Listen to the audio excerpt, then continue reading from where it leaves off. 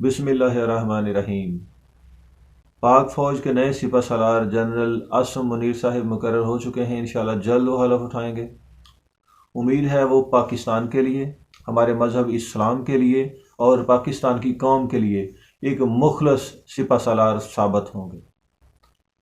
قوم ماضی کی غلطیوں سے مایوس ہو چکی تھی، حکمرانوں سے بھی اور ماضی کے سپہ سالاروں سے بھی۔ تو سب نے اپنی اپنی جگہ پر بہت کچھ کیا، بہت غلطیاں کی۔ جنرل عاصم منیر صاحب کو اللہ تعالیٰ توفیق دے کہ اب ان کی قیادت میں کوئی رسول اللہ کی عزت و ناموس کے اوپر حملہ کرنے والی یا حملہ کرنے والا رہا ہو کر نہ جائے۔ اللہ تعالیٰ ان کو ہمت دے کہ اب رسول اللہ کی عزت و ناموس کی بات کرنے والے ان کے پہرے داروں کے خلاف کوئی اس طرح کا بیان نہ دے کہ ہم تمہیں گولیوں سے بھون دیں گے، ایسا کوئی فتنہ سر نہ اٹھائے۔ اللہ ان کو ہمت دے کہ وہ پاکستان کے اندر اسلامی قوانین کے نفاذ کے لیے بھی اپنا کردار ادا کریں۔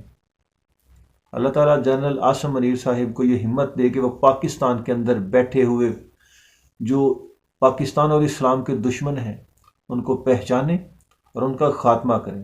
اللہ تعالیٰ ان کو ہمت دے کہ وہ کشمیری بھائیوں کو بھی آزادی دلائیں اور پاکستان کو ایک خود مختار ریاست بنانے میں اپنا کردار ادا کریں۔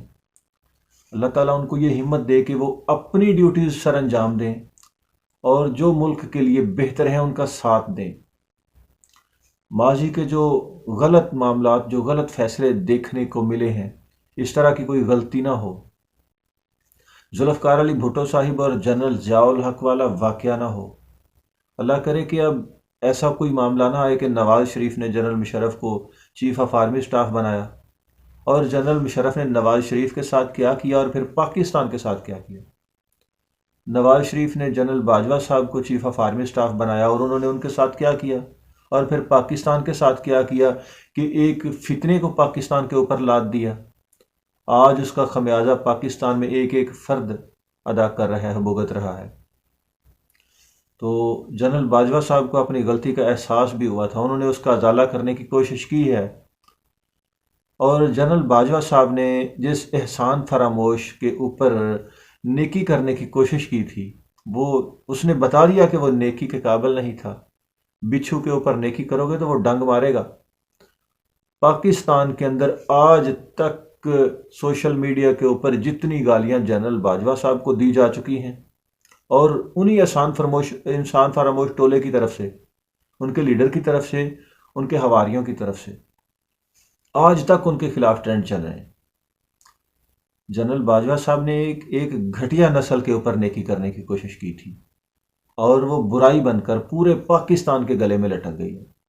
اللہ کرے کہ جنرل عاصم منیر صاحب ایسی کوئی غلطی نہ کریں، وہ اسلام پسند ہوں۔ سنا ہے کہ وہ سید بھی ہیں، حافظ بھی ہیں۔ اللہ کرے ایسا ہی ہو کہ وہ اسلام کے ساتھ محبت کرتے ہوں، ان کی قیادت میں کوئی ختم نبوت اور ناموس رسالت کے اوپر حملہ کرنے کا سوچ بھی نہ سکے۔